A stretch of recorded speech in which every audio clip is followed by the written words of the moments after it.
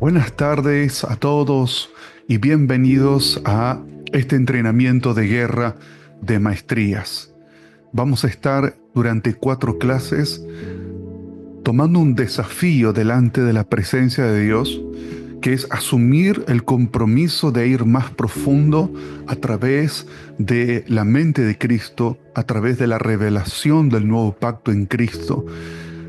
¿Cómo necesitamos prepararnos para los últimos tiempos?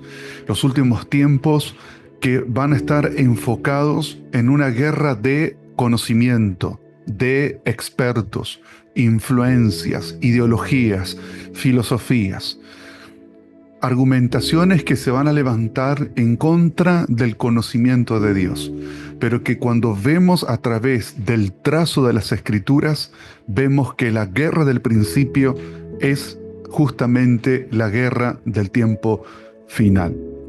Entonces, bienvenidos a Guerra de Maestrías, la guerra de los tiempos finales. Oramos al Espíritu Santo que durante este tiempo puedas ser impartido por Cristo, que la palabra que es espíritu y vida imparta su carácter y pueda formar ministros competentes del nuevo pacto. Es decir, una generación que es capaz de ser Daniel en Babilonia, de ser José en Egipto, de poder ser un Pablo en medio de Éfeso o Pablo confrontando con los griegos y poder establecer la escuela del reino, poder establecer la educación del evangelio del reino. Padre, estamos hambrientos del Espíritu Santo. Oramos que seamos rodeados de toda la profecía de Isaías 11:2, que, Señor, ese fluir de los 7 espíritus de Dios, espíritu de consejo, de sabiduría, de revelación, de poder, del temor del Señor, esté sobre nuestras vidas a través de la revelación del tesoro que es Cristo. Señor, el apóstol Pablo decía que en Él están escondidos todos los tesoros de la sabiduría y el conocimiento, y nos conectamos a la fuente del trono de la gracia, donde está Cristo a la diestra de Dios, y de Él venga, Señor, el testimonio, la profecía, el conocimiento, la inteligencia, la sabiduría. En el nombre de Jesús, seamos saturados del testimonio de Cristo y de la sangre del Cordero, Señor. Amén y amén. Bien, amados, vamos a comenzar acerca de este tema muy importante. Primero vamos a ver la importancia de la maestría. Y esto tiene que ver con esta frase. Decía un excelente maestro que tuvimos oportunidad de ser enseñados por él, Roberto Bonilla, bendita memoria, que ya descansa en la presencia del Señor. Él decía: el trabajo magisterial del reino investiga para dar el veredicto legal. Cuando vemos la importancia de maestrías, de lo magisterial, de la educación, de la enseñanza y de romper capas de tradiciones y fortalezas que hemos heredado, aquí vemos el importante trabajo magisterial para después dar el veredicto legal. Es decir, necesitamos conocer desde una base cimental, fundamental, desde el orden del cuerpo textual de la palabra, cuál es el veredicto de Dios. Por eso no lo podemos lograr solos, necesitamos un entendimiento a través de maestros. En el judaísmo se dice esta frase: un maestro te prepara para la era venidera. Y cuando pensaba en esta frase, es muy cierta, porque si vemos en Efesios 4:12, que dice que hasta que todos lleguemos a la unidad de la fe, del conocimiento pleno del Hijo de Dios, al varón perfecto, nos damos cuenta que justamente la educación, la palabra, la maestría nos prepara para la era venidera. Necesitamos, para tener procesos de largo alcance, necesitamos procesos de conocimiento. Si queremos ser sabios en el largo alcance, necesitamos procesos de conocimiento. Decía quien fue el primer ministro de Israel, David Ben Gurión, que fue el que declaró la independencia del Estado de Israel. Decía lo siguiente: la educación es el cimiento de la libertad. Y vaya que lo dijo alguien que tuve la oportunidad de conocer un poco de su historia estando en Israel. Su biblioteca consistía en más de 26 libros. Más de 26 libros tenía él en su biblioteca. Era un hombre políglota, hablaba varios idiomas, y que cuando surge el Estado de Israel, y Israel nace como una nación, en cumplimiento de la profecía de Isaías 66, Ezequiel 37, ellos deliberaron con su gabinete y se dieron cuenta que todas las inversiones que hacían los judíos de diferentes partes del mundo, que envían millones, que el naciente Estado de Israel no estaba preparado para poder tener un sistema de defensa militar sofisticado. Entonces, David Ben Gurión, junto a quien también después terminó siendo primer ministro de Israel, Shimon Peres, dijeron: invertamos en conocimiento, eduquemos a las generaciones. Ahora no es momento de invertir en infraestructura militar frente a la amenaza de los enemigos que quieren exterminar a los judíos. Necesitamos otro tipo de guerra, otro tipo de batalla. Educar, formar, equipar. Y tal es así que el índice de Israel hoy en cuanto a en educación a nivel general, a nivel universitario, llega hasta un 70%.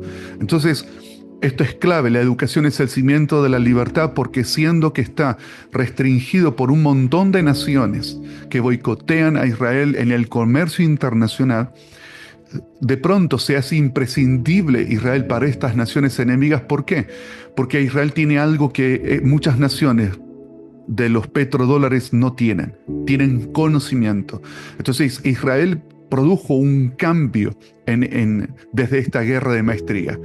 Pasó de la era de la innovación a la era del conocimiento. Hoy muchos necesitan el conocimiento que tiene Israel como nación, e Israel a su vez está ganando por causa de su conocimiento. Entonces, por eso es tan visionaria esta frase dicha por David Ben Gurión: la educación es el cimiento de la libertad. El conocimiento es el único tesoro que no se puede robar. Proverbio judío. Escuchaba la historia de un empresario que decía: pueden quitarme mis empresas, pueden quitarme todos los millones que he ganado, y estaré dispuesto a comenzar otra vez. ¿Por qué? Porque no pueden robarme el conocimiento adquirido, la clave del conocimiento. Cuando la enseñanza es aprobada, Mashiach viene y la sella con su presencia. Esto dicho por un sabio judío, que no conocemos su nombre, pero cuando hablamos en contexto de sabiduría y conocimiento, vemos que detrás de ello está el Señor. ¿Por qué? Hebreos nos dice que Él no se avergüenza de llamarnos hermanos, y en medio de la alabanza te cantaré, en medio de la asamblea, te cantaré alabanza. ¿Qué nos está diciendo? Nos está diciendo que el Señor ama los ambientes de conocimiento de su palabra, y Él mismo los sella con su presencia. Maimónides, el médico judío, decía: el estudio es el camino hacia la sabiduría. Este hombre que contribuyó a la medicina y también al conocimiento sabio decía esta frase, ¿no? Cuando educamos a un niño, educamos a una nación. También es un proverbio judío. Y tengamos en cuenta que Israel tenía el mandamiento y le enseñarás a tus hijos.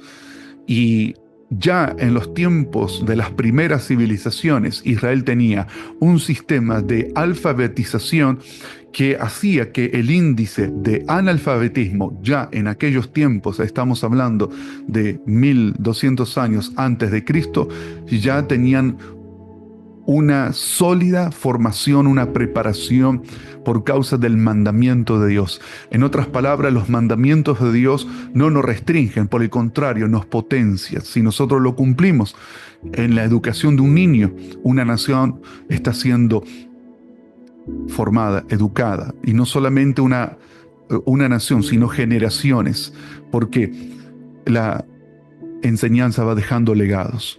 La enseñanza es el poder que perpetúa una cultura. Esta es una frase de mi autoría. La enseñanza es el poder que perpetúa una cultura. Cristo estuvo en la tierra, murió y resucitó, pero la obra de Cristo fue perpetuada a través de Él mismo, de quienes escribieron acerca de Él y de quienes continuaron a través de la enseñanza apostólica la revelación del nuevo pacto. Entonces vemos lo estratégico, trascendental, cuando trabajamos con esa conciencia de que la enseñanza perpetúa cultura.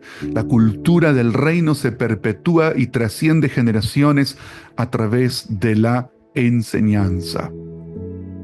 Esto decía en una frase citada por el doctor Lucas Márquez. Decía: danos a un niño de 1 a 8 años y tendrás un comunista para toda la vida. En el contexto de una conferencia, él decía esta expresión, lo cual, por un lado, revela el pensamiento comunista de cómo ven en cada niño un potencial que no es de subestimar para después perpetuar justamente una ideología tan diabólica como el comunismo. Las ideas son más poderosas que las armas. No dejamos que nuestros enemigos tengan armas. ¿Por qué dejaríamos que tuvieran ideas? Joseph Stalin. Stalin decía esta frase, y lo cual es muy reveladora de lo amenazante que son para los sistemas de este mundo cuando ganamos conocimiento, cuando ganamos entendimiento. Aquí en Argentina, Perón decía: alpargatas sí, libros no. Alpargatas sí, libros no. Entonces, una de las cosas que los nazis también hicieron en el proceso del año 1933, cuando empieza a elaborar toda una gestión desde lo legislativo, Hitler, para poder después lanzarse a ese programa tan diabólico que se llamó el programa de la solución final, fue justamente atacar al área del conocimiento y empezar a hacer quema de libros que podían dejar expuesto la ideología de los nazis. Entonces, es una guerra de conocimiento y de maestría que lo vemos reflejado a lo largo también de la historia. Miren lo que este lema del Mossad, que es tomado de Proverbios 11:14, del libro Servicios Secretos, Eric Frattini, en su libro sobre el Mossad. Por falta de dirección se arruina un pueblo, pero en la multitud de consejeros hay seguridad. Este es uno de los lemas de la agencia de seguridad más importante del mundo, que es la agencia del Mossad, que es una sigla, que es, la sigla tiene que ver con la Agencia de Inteligencia para la Seguridad Nacional de Israel. Entonces, ven en este principio bíblico que en la multitud de consejeros hay seguridad. Es algo de lo cual también vamos a estar trabajando a lo largo de este entrenamiento. Pero notemos cómo no se subestima el consejo bíblico. La agencia más poderosa y efectiva del mundo tiene en cuenta algo que dice las Escrituras. Otro lema en el libro de Eric Frattini, y siempre van a ver que a lo largo de este entrenamiento siempre estaré citando las respectivas fuentes de lo que estoy diciendo. Es decir, que si comparto algo dicho por un otro autor, un ministro, un apóstol, un profeta, un pastor, que no es de mi autoría, también es parte del trabajo de la integridad moral citar el respectivo autor y no atribuirme algo que yo aprendí de otros. Esto es parte también de crear una conciencia de integridad moral. En los ámbitos a veces de la enseñanza y de la predicación, no se está acostumbrado a citar a sus respectivos autores, lo cual es una falta de integridad moral. Entonces, por eso van a ver siempre citadas las respectivas fuentes. Cuando el maestro escogía un alumno, era para establecer un legado, el ejemplo de Elías y Eliseo. Esto dicho por el moré Roberto Bonilla, bendita memoria. Cuando un maestro escogía un alumno, entonces se establecía un legado. Esto que decía de perpetuar una cultura, y esto es el poder de la maestría, el poder de la educación. Albert Einstein decía, estudiar no es una obligación, sino una oportunidad para entrar en el maravilloso mundo del saber. Él tenía un sueño, poder conocer los pensamientos de Dios a través de las matemáticas. Y tal es así que la teoría de la relatividad, que fue tan relevante en aquel tiempo como en el siglo XX, el estudiar nos invita a entrar a un maravilloso mundo, y es el maravilloso mundo del saber. Proverbios 11:9 dice, con la boca del impío destruye a su prójimo, pero los justos se libran por el conocimiento. Los justos se libran por el conocimiento. El conocimiento en los últimos tiempos, en esta guerra de tergiversaciones, ideologías, de un campo minado de falacias, el conocimiento será clave. Y más, sobre todo, el conocimiento impartido por la inteligencia y la sabiduría milenaria de la palabra de Dios, ¿no? Eres responsable por todo conocimiento que adquieras, así como la forma en que lo utilizas. Tiago Brunet, el hermano de Marcos, que es un excelente mentor de muchas personas destacadas en el mundo, dice esta frase que es muy clave. Eres responsable por todo conocimiento que adquiere, así como la forma en que lo utilizas. Y dice otra vez Tiago, huir no te adelanta, el nivel de tu preparación determinará tu zona de influencia. Claramente lo podemos ver cuando utilizamos una comparación bíblica de la influencia en la que pudo lograr Pedro a la influencia que pudo lograr con su maestría Pablo, que es uno de los temas que vamos a estar estudiando en el apóstol Pablo. El nivel magisterial de Pablo, cómo fue su formación, cómo él se educó para poder ser un hombre tan relevante de su época, y que no por casualidad el Espíritu Santo utiliza a este hombre para revelarle la parte coyuntural del nuevo pacto. A quien más le fue revelado fue al apóstol Pablo, pero eso también tuvo su motivo porque había un contexto. Entonces, siempre tengamos en cuenta que el contexto cambia el texto. Por eso siempre es importante ver que los hombres que Dios usó y levantó siempre fueron hombres que se prepararon. Los únicos que hemos contenido esta idea, que nos podamos involucrar y después en el camino Dios nos prepara o nos formamos, ha sido en una burbuja, tal vez sociológicamente hablando, ¿no? En una burbuja muy religiosa de autolimitación. Esto lo vamos a quebrar y a romper y vamos a ser esos Daniel en Babilonia de este tiempo. Entonces, habiendo citado estas frases sobre la importancia de la preparación y de la educación, vemos que Dios anuncia el principio, anuncia el final desde el principio.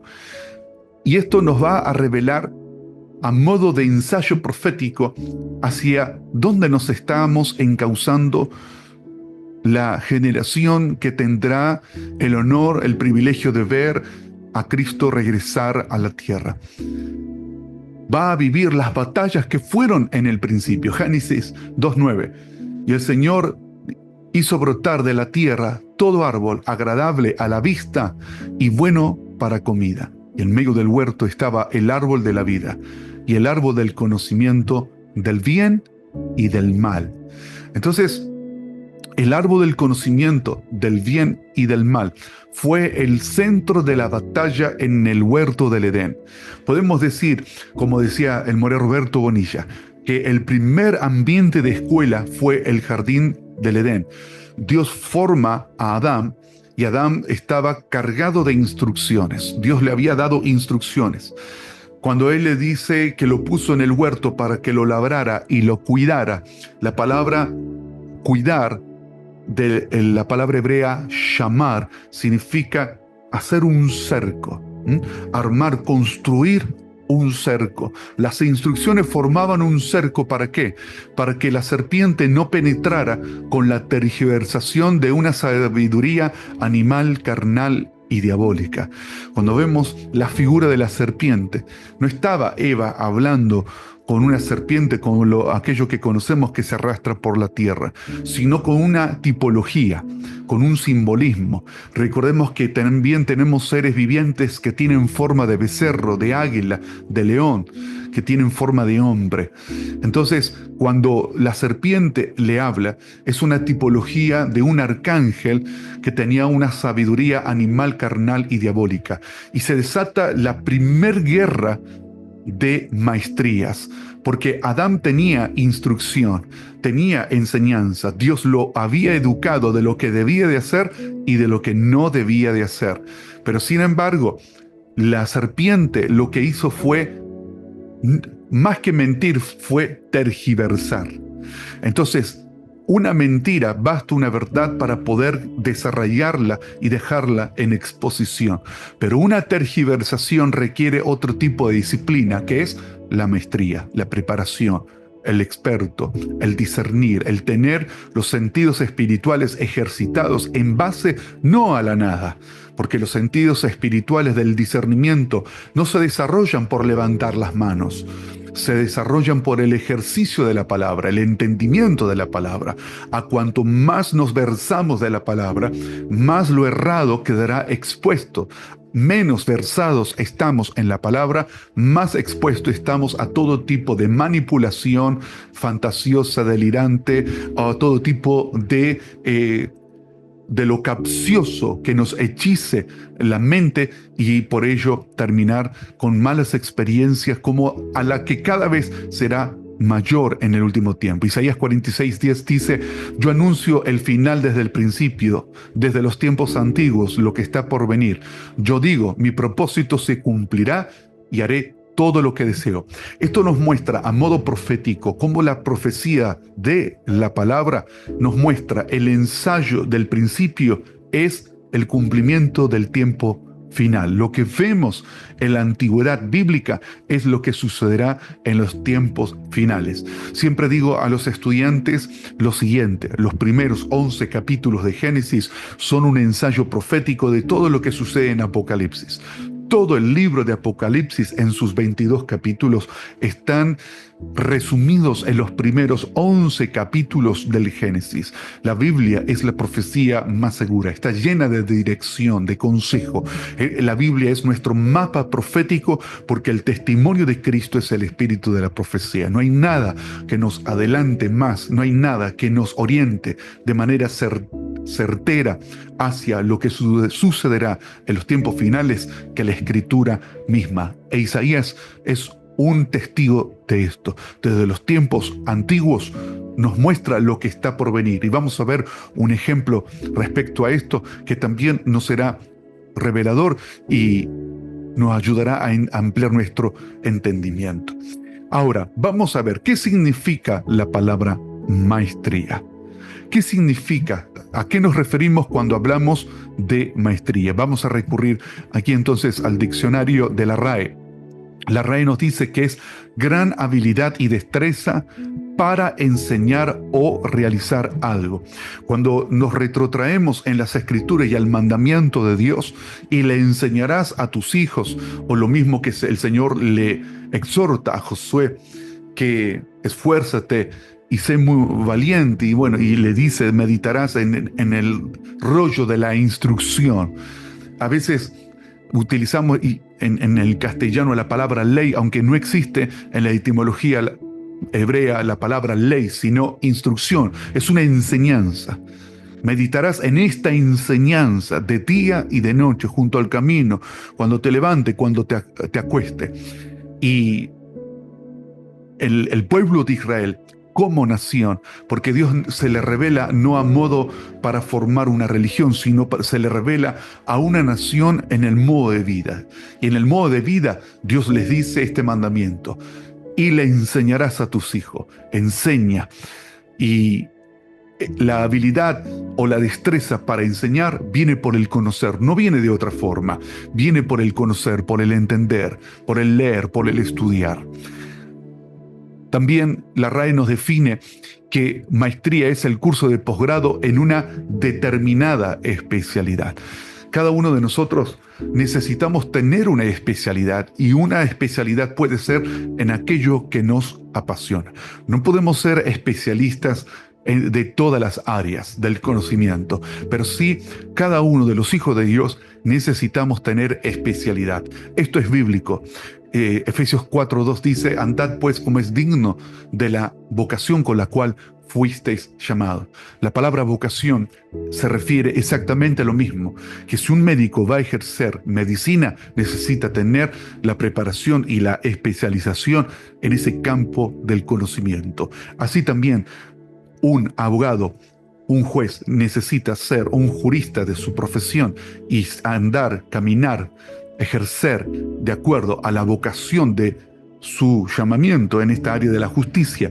También somos exhortados en Efesios 4:1 y 2 a andar como es digno de la vocación con la cual fuimos llamados. Fuimos llamados a un reino, representamos un trono, representamos un sistema de gobierno que se llama el reino de Dios, donde Cristo es el rey. Entonces, cada uno de nosotros que formamos un reino, tenemos que desarrollar maestría. En mi caso personal, yo me he formado y me he especializado en lo que tiene que ver con Israel antiguo y el espacio sagrado. He hecho un diplomado de arqueología y rollos de Qumran, y ese es el campo en el cual siento que es mi vocación, mi preparación, e investigo permanentemente. No puedo saber todos los campos del conocimiento de las ciencias bíblicas, pero sí en esa área específicamente. Entonces, no podemos ser expertos en todo, pero sí podemos abocarnos en algo que nos apasiona. En mi caso personal es lo que me apasiona, y identifica tu pasión y en ello necesitas volverte experto. Salir de la burbuja que nos consume del sistema de Babilonia para embriagarnos. El embriagamiento lo que produce es un estado de embotamiento. El mundo está lleno de un vino llamado Babilonia, que lo que hace es atontar, embotar las mentes. Nosotros debemos de beber del agua pura que fluye de la palabra de Dios, y entonces tener especialidad, poder centrarnos en temas en los cuales Dios nos está haciendo un llamado. Viene la importancia de la maestría, que el griego le llama en la concordancia en Strong, en el 1321, la palabra didaskalos, que significa instructor, doctor, maestro, padre de familia. Es el diseñador de una manera de pensar generacional. Así que cuando hablamos de maestría, estamos hablando de un instructor. Es interesante que la palabra Torá, que la conocemos por ley en castellano, la palabra Torá significa instrucción y viene de la raíz de la palabra hebrea yará, que significa dar dirección, para dar en el blanco. Es como tomar una piedra, tomo la piedra, ejerzo un movimiento y le doy dirección para dar en el blanco. La instrucción nos vuelve precisos hacia el futuro, pero también Didascalo nos dice que es doctor, maestro. padre de familia, es decir, que la cosmovisión bíblica de un padre y una madre en la antigüedad es la de un instructor. De la casa salían formados los hijos en el conocimiento de la palabra y en un oficio. El sentido de destino partía desde la casa hacia las generaciones.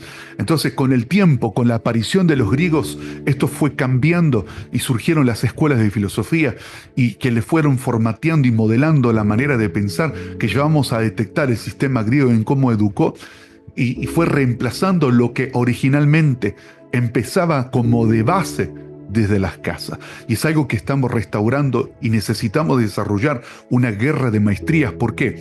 Porque hoy el globalismo y la Agenda 2045 y todo el campo de las ideologías, que significa el conjunto de las ideas que se quieran imponer a través de las masas, se van a derribar a través de las mesas, porque está comprobado que no hay nada más determinante, influyente, que deje marcas en el largo plazo a nivel generacional que la influencia de un padre y una madre. Entonces, cada hombre, cada mujer que es un padre y una madre en potencia, cuando se educa, se instruye, se equipa, se entrena, adquiere conocimiento a través de la lectura. Aunque es bastante obvio lo que estoy diciendo, pero pareciera que no lo es por la guerra en la cual hoy estamos inmersos. Hay tanta carencia de lectura por causa del consumo del vino de Babilonia que nos entretiene en la mente con el TikTok y con un montón de otras cosas más.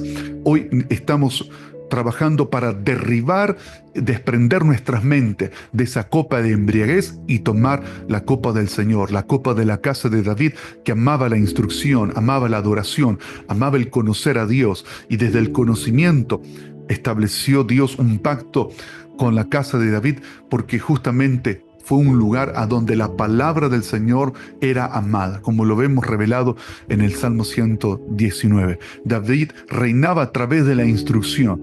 El acto de sentarse, como por ejemplo cuando le dice, siéntate a mi diestra, el acto de sentarse en los reyes de Judá y precisamente en la casa de David significa que asumía el reino y lo ejercía enseñando Torá, que era el código jurídico sobre el cual formaba y equipaba a su gabinete, a su consejo de sabios, les enseñaba la escritura. El recurso legal que tenía los antiguos reyes de Judá era el conocimiento de la palabra. ¿Para qué? Para modelar a la nación de acuerdo a la instrucción de Dios. Hoy, los hijos de Dios en esta generación, la gente de reino, tenemos la palabra de Génesis, Apocalipsis, para modelar las generaciones. Entonces, ¿qué significa en términos del griego del nuevo pacto un didascalo?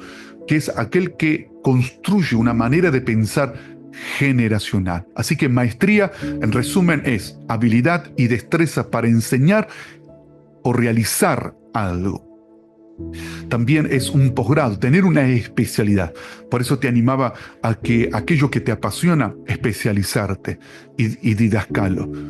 Contempla que un padre de familia es un instructor, pero también se refiere a la palabra doctor, que lo podemos ligar a una determinada especialidad. Entonces, como dice, siempre anima y aconseja este psicólogo muy renombrado, Bernardo Estamatea, dice, en cuanto a estudiar, prohibido jubilarse. En cuanto a estudiar, prohibido jubilarse. Lo cual es una frase muy cierta. Ejemplos de la línea de batalla a lo largo de las Escrituras. Tenemos una guerra que es una guerra que comenzó en el Génesis 3, la batalla entre el conocimiento del bien y del mal. Y en el Génesis 1, la batalla de la simiente de la mujer y la simiente de la serpiente. Perdón, me estoy refiriendo a los primeros 11 capítulos del Génesis. Los primeros 11 capítulos que, como dije hace unos minutos, tenemos de manera resumida en el principio el ensayo de los tiempos finales. Pero precisamente en el 3:15 del Génesis, la batalla de la simiente de la mujer y la simiente de la serpiente. La serpiente que es un ser inteligente. Tanto en China y en el antiguo Medio Oriente, las primeras civilizaciones, cuando aparece de manera simbólica la serpiente, es un símbolo del conocimiento y de la sabiduría. La serpiente representa aquí en el huerto del Edén el conocimiento, pero que Santiago lo denuncia, que es carnal, animal y diabólico, que es a contraposición del conocimiento de Dios. Tenemos también el campo de batalla de Caín y Abel. Caín tuvo un conocimiento maligno. Abel amaba la presencia de Dios y bendecía a Dios con las primicias de los animales que ofrecía en sacrificio. Pero ¿quién le enseñó a Caín a matar? Él no sabía matar. El texto bíblico en el Génesis 4, en el texto hebreo, utiliza una palabra que lamentablemente para nuestro castellano no logra contener lo que dice etimológicamente el texto original en hebreo, que dice: la voz de las sangres de tu hermano clama a mí desde la tierra. Del punto de vista de nuestro castellano, no está bien dicho decir sangres, pero el texto original dice sangres. ¿Por qué? Porque cuando Caín mató a Abel, mató una línea generacional. Él no sabía lo que era asesinar, tuvo que aprender. Lo que dice que hizo verdaderamente una estrangulación de Abel porque no sabía cómo matar. Lo golpeó y produjo un gran derramamiento de sangres, pero también comenta a los sabios que dice que mató su generación, una línea generacional. Entonces, lo que más le interesa en la guerra de maestría al Satán es cómo puede dañar a la próxima generación. Y es por eso que estamos en una batalla, en una guerra de maestrías. Los hijos de Dios y las hijas de los hombres. Los constructores de la Torre de Babel y Abraham. Abraham era el portador del pacto, como dice el Salmo capítulo 105, versículo 8, que Dios hizo un pacto con Abraham.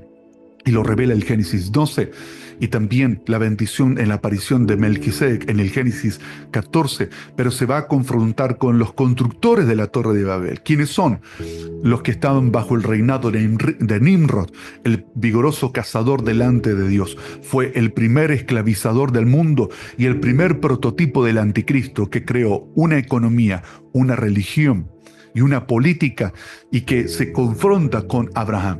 La tradición judía dice, por eso digo la tradición judía dice que fue totalmente estrangulado Nimrod, asesinado porque fue un gran esclavizador, un gran torturador, y que construyó ciudades como la de Babel o como la de Shinar, y que fue después destruido por Set. Es lo que dice la tradición. Ahora, lo que sí vemos que se levanta una línea basado en un sistema anti-Dios, y es cierto que fue un primer prototipo de la maestría del anticristo, Nimrod, y lo que tiene que ver con la Torre de Babel, que era un centro de símbolos zodiacales en veneración a los dioses, que son justamente los ángeles caídos, y Abraham, el portador del pacto. Fue una guerra de escuelas. Isaac e Ismael, dos escuelas que se confrontaron en la antigüedad y ahora en la actualidad. En la antigüedad, cuando Sara hace expulsar a Agar y a su hijo Ismael, y termina escapándose por causa de la matriarca que lo hace echar. Y a lo largo del tiempo, ese dolor que quedó en el rechazo sufrido por Ismael ha sido una herida sin sanar, sin curar. Hoy hay 480 millones de árabes en el mundo, de mayoría musulmán, que juran con hacer desaparecer a Israel. Por un lado, en Israel vemos que Dios tiene un pacto eterno con el pueblo judío, y por el lado de Ismael surge el Islam, surge lo que hoy es la segunda religión que más crece en el mundo, y que todo indica que será el imperio del anticristo, la bestia del Apocalipsis. Entonces es una guerra de diferentes maestrías. Jacob y Esaú, el aborrecimiento de Esaú hacia Jacob, hoy reflejado en Jordania e Israel. La escuela de los profetas. Teníamos la escuela del profeta Samuel y la escuela de los falsos profetas cananeos. En la escuela de los profetas de Samuel vivían en comunidad, sabemos que usaban instrumentos de música y vivían juntos para estudiar las escrituras. ¿Cómo la estudiaban? Aprendiéndola de memoria. Como el texto es un texto consonántico, el antiguo texto bíblico en el original hebreo no tenía vocales, lo que obligaba que aquellos que lo leían tenían que tener un conocimiento memorial de antemano. Entonces, como el texto era leído, recitado a modo de cántico, entonces ya lo sabían de memoria. En otras palabras, los que leían el texto de aquel tiempo se lo sabían de memoria. ¿Para qué? Porque de ese modo se preparaban para el fluir de la profecía. Para que viniera la profecía necesitaban la comunidad de los profetas estar concentrados en la palabra. Pero también estaba la escuela de los falsos profetas cananeos. Los cananeos mataban animales, le extirpaban los órganos como el hígado y según la composición del hígado, ellos hacían sus oráculos, sus interpretaciones y sus adivinaciones. Entraban en estados de inconsciencia que simulaban ser un estado de éxtasis. Lo que nos refleja eso es que sí, en la espiritualidad, lo que deja en un estado de desorden e inconsciencia, históricamente se identifica con los falsos profetas, porque no existe ni un solo caso en toda la Biblia de los verdaderos profetas quedando inconscientes por causa de la gloria de Dios. Entonces se contraponen dos escuelas, la escuela del profeta Samuel y la escuela de los falsos profetas cananeos. Uno, a pesar de la gloria de Dios, y de lo poderoso que pudiera ser la presencia de Dios, no quedaban en un estado de inconsciencia. Y los falsos profetas cananeos que se sajaban o procuraban autoinducirse estados de inconsciencia para recibir la influencia de espíritus malignos. También tenemos la escuela de Elías y Eliseo, dos escuelas que se confrontan a los falsos profetas que comían de la mesa de Jezabel. Entonces, Elías y Eliseo, Elías cuando dice que iba caminando con Eliseo y estuvieron por tres escuelas de profetas diferentes. ¿Qué había pasado? Que el golpe profético a través de Elías fue tan fuerte y determinante contra la alianza de Ahab y Jezabel, que tenían a los falsos profetas, que golpeó de tal manera que se multiplicaron los profetas y las escuelas de los profetas. Y se dice que cuando Elías y Eliseo iban de camino, lo que contempla la tradición judía dice lo siguiente, que Elías iba traspasando a Eliseo sus conocimientos secretos de la Torá. Porque Elías era un conocedor de las escrituras y los antiguos profetas debían de ser expertos en el conocimiento de la escritura. Y de hecho, cuando Elías dice no lloverá si no es por mi palabra, no lo dice porque yo decreto, un término que hoy está muy de moda y que roza muchísimo con el narcisismo o la egolatría. Lejos de eso, Elías lo que estaba haciendo era interpretar las escrituras, porque la Torá decía que cuando el pueblo de Israel caminara en pos de la idolatría, dioses ajenos, los cielos se volverían de bronce. Y es por eso que interpretando a causa de la idolatría que estaba siendo arrastrado las 10 tribus del norte, es por esa razón que dice no lloverá si no es por mi palabra, porque está interpretando escritura, porque está hablando desde una base, desde un conocimiento y no desde lo inspiracional, que puede ser interpretado como aquello que se me ocurre en el momento para generar un ambiente explosivo. Dos escuelas que se enfrentaban entonces entre sí. La escuela de Elías y Eliseo eran estudiosos disciplinados de la palabra contra la mesa de Jezabel y los falsos profetas. La escuela del reino del Mesías y las sectas fariseas, saduceas y la comunidad de Qumrá. Habían más sectas, pero estas eran las más reconocidas y representativas en el tiempo de Jesús.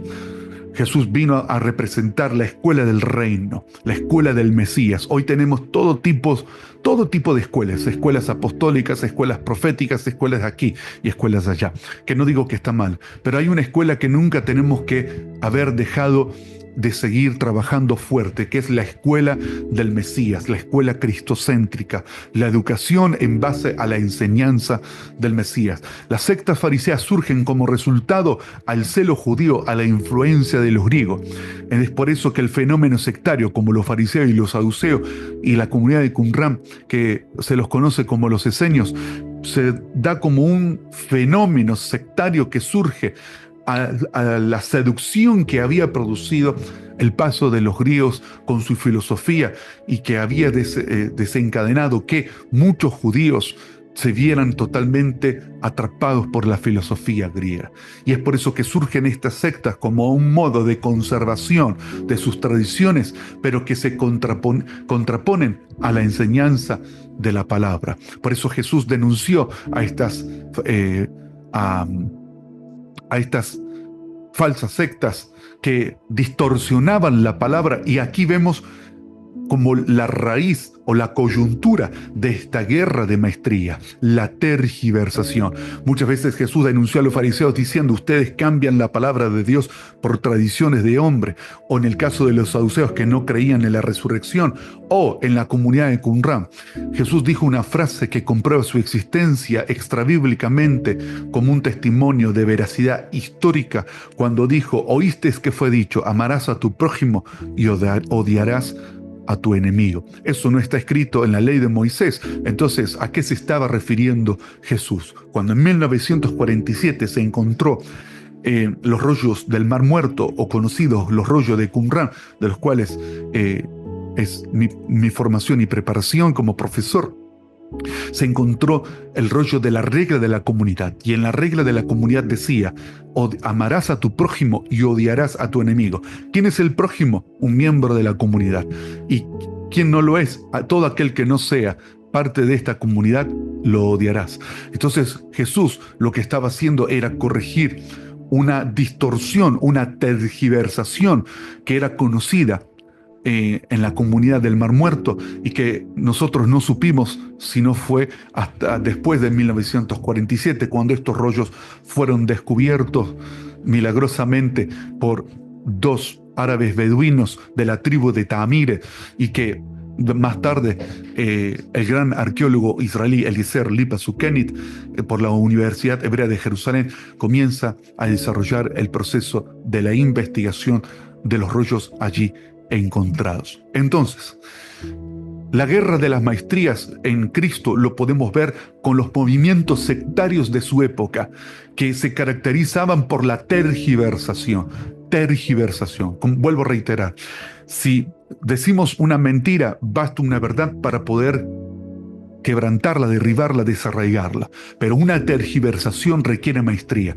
Por eso Jesús, una de las concentraciones claves que tuvo a lo largo de su ministerio fue la dedicación a la enseñanza, la dedicación a la enseñanza. Tenemos que entender que la predicación expositiva, inspiracional, es un recurso, pero que en el largo alcance no es efectivo. Lo que necesitamos es ambientes de enseñanza, de educación, repetición, generar ambientes de entendimientos corporativos para que en el largo alcance podamos tener mayores resultados. La maestría del apóstol Pablo y la escuela griega del pensamiento abstracto. Pablo se tuvo que enfrentar con las diferentes corrientes del pensamiento abstracto. ¿Por qué? Porque lo vamos a examinar más adelante. Pablo tenía una mentalidad bíblica, que es la unicidad, es el pensamiento asociativo. Nosotros, cuando pensamos en términos bíblicos de reino, tenemos que pensar de Génesis a Apocalipsis. No podemos pensar solo de Mateo a Apocalipsis. Tenemos que pensar de manera asociativa para no caer en herejías, el espíritu de error, y en tergiversación animal, carnal y diabólica. No tenemos que pensar solo de Mateo a Apocalipsis. Tenemos que pensar de Apocalipsis a Génesis y de Génesis a Apocalipsis. Generar ese tipo de mentalidad y entendimiento. Siempre necesitamos estudiar desde este punto de partida y punto final, y del punto final al punto de partida, desde Apocalipsis a Génesis, de Génesis a Apocalipsis, y siempre tenemos que tener en claro que el diseño, el plan está trazado de esa manera. La batalla de los que tienen el sello de Dios o la marca de la bestia. Los que tienen el sello de Dios son aquellos que no puede forzar el hombre. El hombre puede hacer lo que quiera, puede impartir, puede hacer muchas cosas, pero el sello solamente viene del Espíritu Santo. Por eso, esta generación que la impulsamos a la maestría, al entendimiento, al conocimiento, a la inteligencia, a la sabiduría, el sello de Dios va a ser tu marca distintiva, comunión con el Espíritu Santo, porque el sello de Dios será a través del Espíritu Santo. El mundo también tendrá un sello, pero será el de la bestia. Es un conocimiento en contra de Dios, anti la palabra del Señor, que necesitamos estar cada vez y más preparados. También, Gálatas 4 nos revela la batalla entre la carne, las ideologías y el espíritu. Lo que Pablo habla, la batalla de la carne, nuestro cerebro. De aquí salen las perversiones, de aquí salen los patrones de pensamiento, de aquí las ideologías, de aquí los asesinatos, de aquí la manipulación para, por ejemplo, manipular a alguien para fornicar, manipular a alguien para adulterar.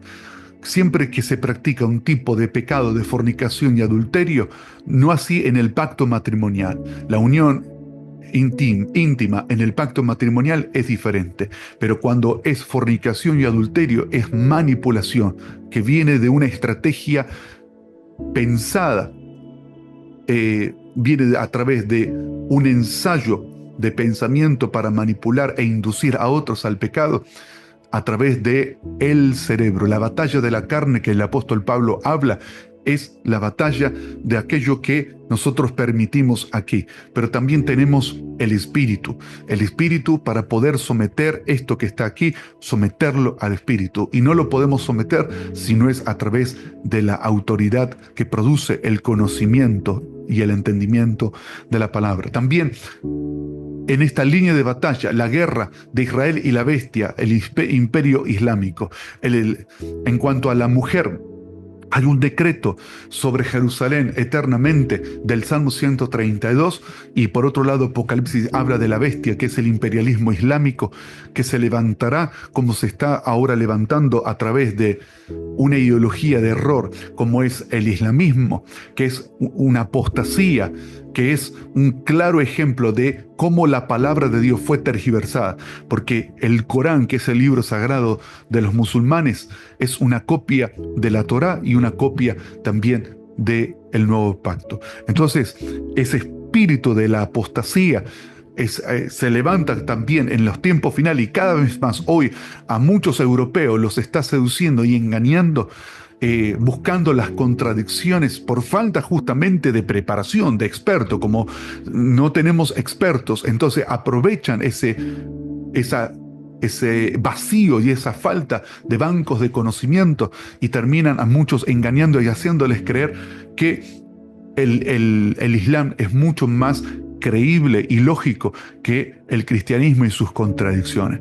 Y es por eso que para poder confrontar y refutar y defender el Evangelio, como Pedro decía, que debemos de estar listos para presentar defensa del Evangelio a todos aquellos que demanden razón de nuestra fe, una generación de expertos, de poder estar preparados en maestrías.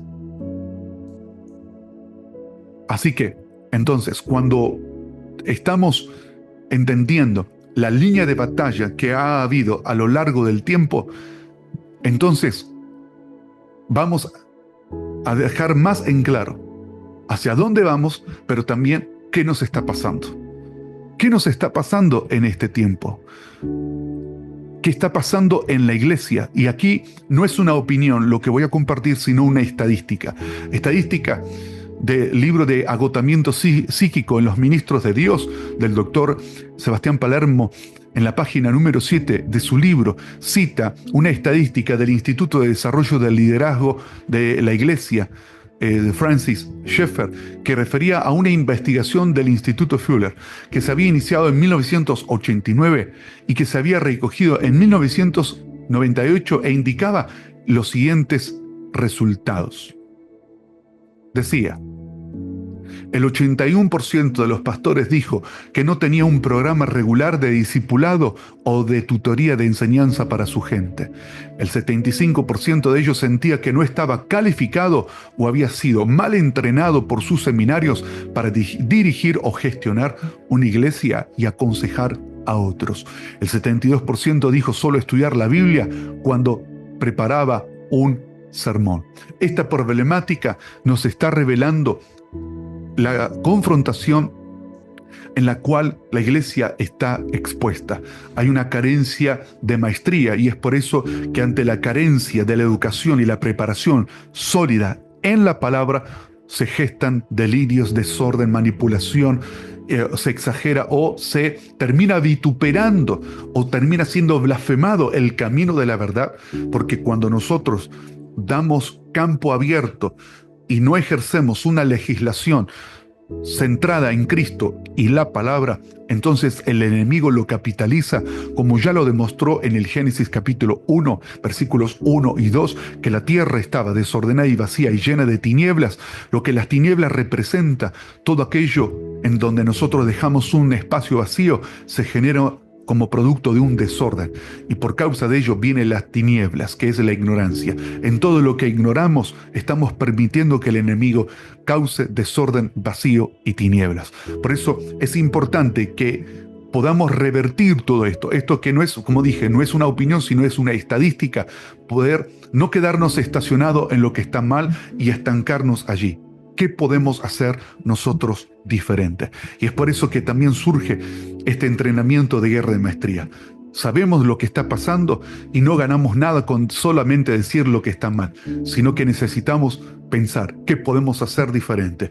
Y por eso proponer espacios de conocimiento, espacios de estudios, espacios de repaso, espacios de entendimiento, donde hayan preguntas y respuestas, y que no es un pecado y no es rebeldía pensar diferente, interpretar diferente, sino que podamos remitirnos al texto que dice la palabra del Señor y poder buscar maestros competentes que nos expliquen con tanta profundidad y diligencia la palabra para poder entenderla. Entonces, ¿cómo podemos refutar esta estadística, o revertir, mejor dicho? ¿Cómo podemos revertir esta estadística? Generando nuevos espacios, generando ambientes a donde podamos estudiar la palabra de Dios. Y aquí vamos a cerrar esta primera clase. ¿Qué es la guerra de las maestrías? ¿Qué es la guerra de las maestrías? Vamos a definirlo. Hemos visto la importancia del conocimiento de las maestrías, la línea de batalla, la situación que estamos confrontando hoy como iglesia, pero para poder hacer una guerra, ¿qué es la guerra de las maestrías? Es la guerra del conocimiento, la misma que llevó a Adán y Eva a ser engañados por el arte de las interpretaciones. Y noten ustedes el subrayado en diferente color, como en amarillo, teología. Ya vamos a estudiar esta palabra y su contexto e historia para poder ver allí cómo poder tener una noción más estrictamente bíblica. Lo que necesitamos es Espíritu Santo, Biblia. Espíritu Santo, Biblia. Espíritu Santo, Biblia. Eso es lo que necesitamos restaurar con suma urgencia en los contextos de donde estamos haciendo iglesia. Por el arte de las interpretaciones, el Satán engañó a la tercera parte de los ángeles a rebelarse contra Dios. Cuando Jesús fue tentado en el desierto, el Satán usó la tergiversación de verdades. Fue la batalla de expertos como Jesús, el verbo o la palabra misma hecha carne versus Luzbel, el tergiversador. Entonces, una guerra de maestría es una guerra contra la tergiversación de la sabiduría animal, carnal y diabólica, que toma de base el texto pero lo tergiversa. Y que si hay alguien que sabe más las escrituras, ese es el Satán, Luzbel, el ángel caído, pero de manera tergiversada. ¿Para qué? Para fingir, para manipular.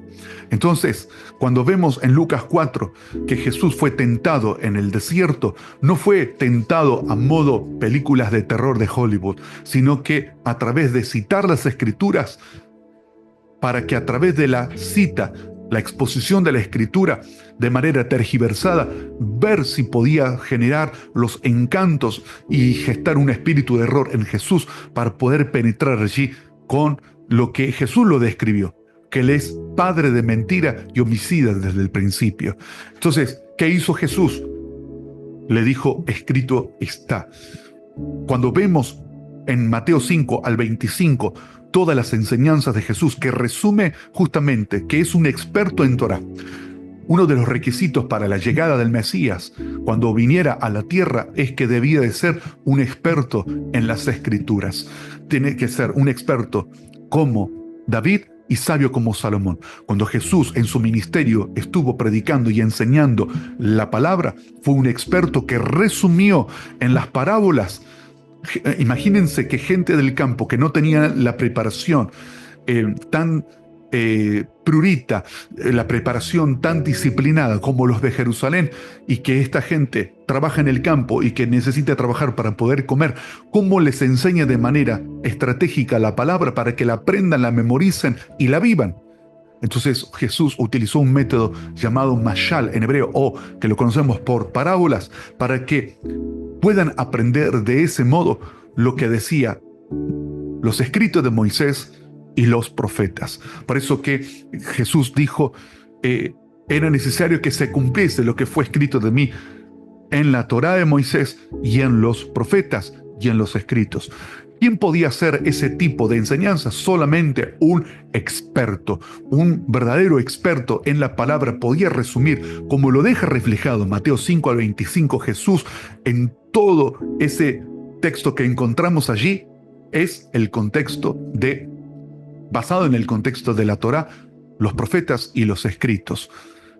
Así que cuando vemos a Jesús como modelo, nuestro camino, verdad y vida a seguir, la mente de Cristo, el Espíritu de Cristo, Cristo revelado a través del nuevo pacto, necesitamos seguir su línea. Él fue un experto en la palabra, nosotros debemos de seguir sus pisadas. ¿Para qué? Para poder confrontar al mentiroso, al padre de mentira, al tergiversador, que lo que está haciendo, como lo refleja hoy el Islam, es una tergiversación de la Biblia. Pero no podemos decir simplemente están equivocados, están mal. Se lo tenemos que mostrar con evidencias. Y para eso necesitamos guerra de maestrías. Padre, oro en el nombre de Jesús, que sea impartido en el espíritu de cada uno, Señor, de los estudiantes, un hambre insaciable por conocer por la palabra, por espíritu de revelación, inteligencia y sabiduría, que todo aquello que el enemigo ha estado embotando, batallando o haciendo malgastar el tiempo, reciba del espíritu de la profecía la exhortación, el despertar, la alineación, el hambre, la pasión, Señor, por cultivar el aceite de la intimidad, ganando entendimiento, ganando sobriedad y bebiendo de la copa del Señor en el nuevo pacto. En el nombre de Jesús proclamo, Señor, que algo mucho más efectivo que inclusive los antiguos profetas, que aunque eran expertos en las Escrituras, pero el Espíritu venía de tiempo en tiempo sobre ellos, pero nosotros somos templo del Espíritu Santo gracias al sacrificio de Jesús. Por eso te pedimos ser llenos una vez más, Señor, que no es solamente ser llenos, sentir una sensación, sino también es conocimiento revelado, es sabiduría, es inteligencia, es levantar hombres y mujeres expertos en diferentes campos del conocimiento y poder ser los Daniel en Babilonia. En el nombre de Jesús, Espíritu Santo, sea sellando nuestro espíritu, Señor, a través de la palabra. En el nombre de Jesús, prepáranos para la siguiente clase en poder, conocimiento y revelación. Amén. Nos vemos en la próxima clase.